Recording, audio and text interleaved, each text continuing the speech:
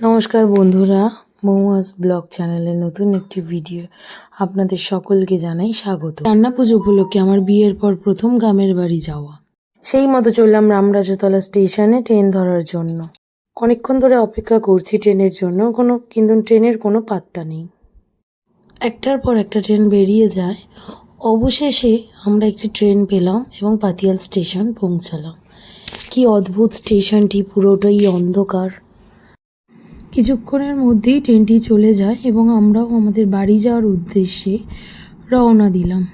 Station থেকে 15 minute লাগে টোটোয়। এই হলো আমাদের গ্রামের বাড়ি। গ্রামের বাড়ি যাওয়ার পরেই বৌদির সাথে আড্ডা দিতে বসে গেলাম এবং তারপরেই নতুন ইন্টেরিয়র বাড়ি দেখতে চলে গেলাম। এটি হলো আমার দাদার বাড়ি। দাদার বাড়িটি খুবই সুন্দর করে দাদা সাজিয়েছে, পুরোটাই দাদার আইডিয়ায় করা।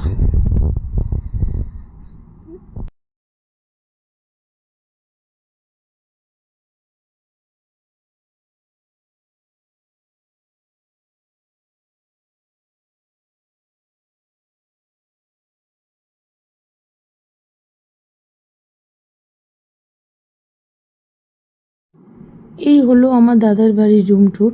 বন্ধুরা বলুন কেমন লাগলো আপনাদের আমার দাদার বাড়িটি। তারপরেই খেতে বসে গেলাম। রান্না পুজোর খাওয়া দাওয়া শুরু হয়ে গেল।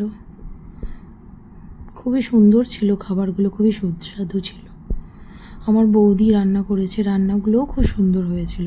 পরের দিন সকালে চা খেতে বসে গেলাম এবং তারপর চা খাওয়ার পর মনসা পুজো করতে ঠাকুরমশাই চলে এলেন আমাদের বাড়িতে এবং তারপরেই লাঞ্চ করে নিলাম। লাঞ্চ হয়ে যাওয়ার পর কিছুক্ষণ রেস্ট নিয়ে বাড়ির সকলের সাথে গ্রামের আশেপাশে ঘুরতে বেরিয়ে পড়লাম।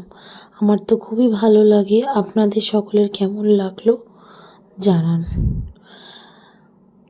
আমার আজকের এই ব্লগটি এখানেই শেষ করলাম। ভালো লাগলে প্লিজ লাইক, কমেন্ট ও শেয়ার করবেন।